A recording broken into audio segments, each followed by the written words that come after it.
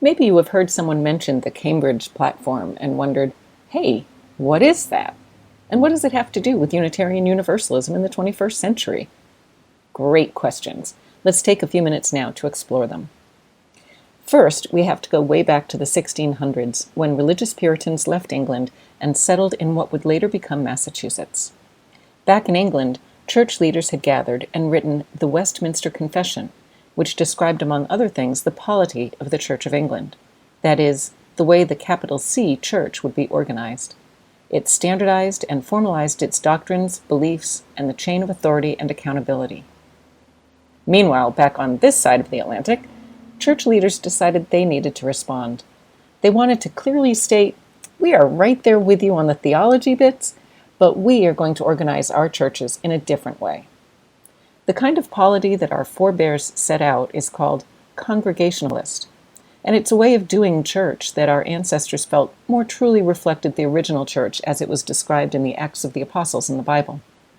So they got together, wrote, rewrote, and ultimately signed the Cambridge Platform.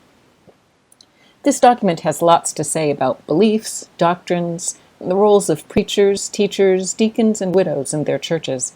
But let's focus on what is perhaps the most radical idea in it, the description of a covenantal free church. Unlike some other denominations, churches in the Congregationalist tradition, like our own Unitarian Universalist churches, are autonomous and self-governing. Our churches call their own ministers, and our leaders do not answer to a denominational hierarchy. We don't have bishops, for example. Here's the radical bit. The Cambridge Platform says our autonomous churches are both as individually self-governed and at the same time explicitly, formally, and on purpose united in a mutual covenant with one another. This is one reason why our UUA is called the Unitarian Universalist Association of Congregations. It means that our separate independent churches are united together as one part of a larger whole. It means, most of all, that we value interdependence over independence. And that is a pretty radical idea in 21st century America, where we've been taught to value rugged individualism. Ever heard of rugged interdependence? Yeah, I didn't think so. But that is just what the Cambridge Platform and our shared covenant call us to practice. So what does it even look like when our churches are living into this rugged interdependence? Well, the Cambridge Platform had some specific ideas about that.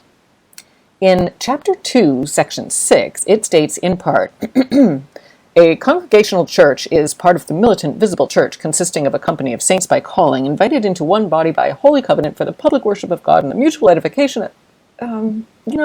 Let's see if we can fast forward this language by a couple of centuries. Okay, the Cambridge Platform says that our churches are united together by a covenant to worship, bear witness, and teach one another in order to add to the sum of love in the world. The more we unite to love the world, the greater impact we will have. Now, some of our churches are large and have ministers. Others are small and lay-led. The Cambridge Platform says that our congregationalist polity grants each church the authority to make those kinds of decisions. But remember, each of these different-looking churches is held by our Unitarian Universalist covenant. So the lay-led fellowship of 35 members shows up when the 400-member church in the next town has been flooded. And that church's minister might just make the drive over to host a study group at the fellowship. We show up for each other. Another way to say it is that each of our churches claims and is claimed by Unitarian Universalism. Our churches belong to each other. The Cambridge Platform tells us that every church leader should be asking other church leaders for advice when they need to. Sometimes that extra set of eyes on a problem can really help. And if you are a church leader and you hear about some trouble brewing over at the first parish of the next town over, it's your responsibility through this covenant to reach out to their leaders if they don't reach out to you first.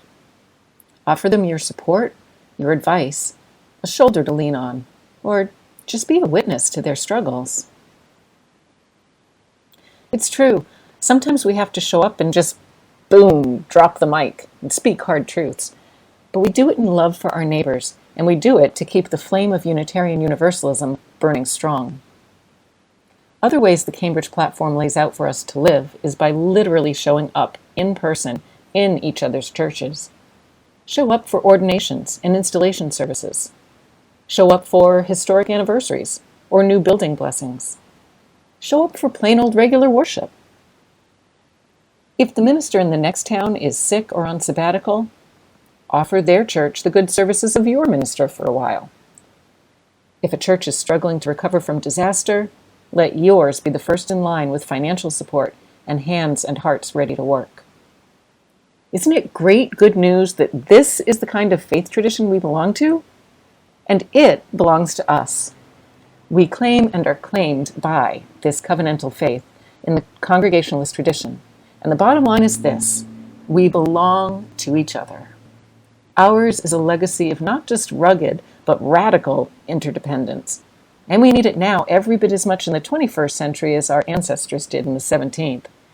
Because while it's true that the times are changing and technology has the potential to bring us together every bit as much as it does to isolate us, while it is true that revelation is ongoing and truth continues to be revealed, well, some things are timeless.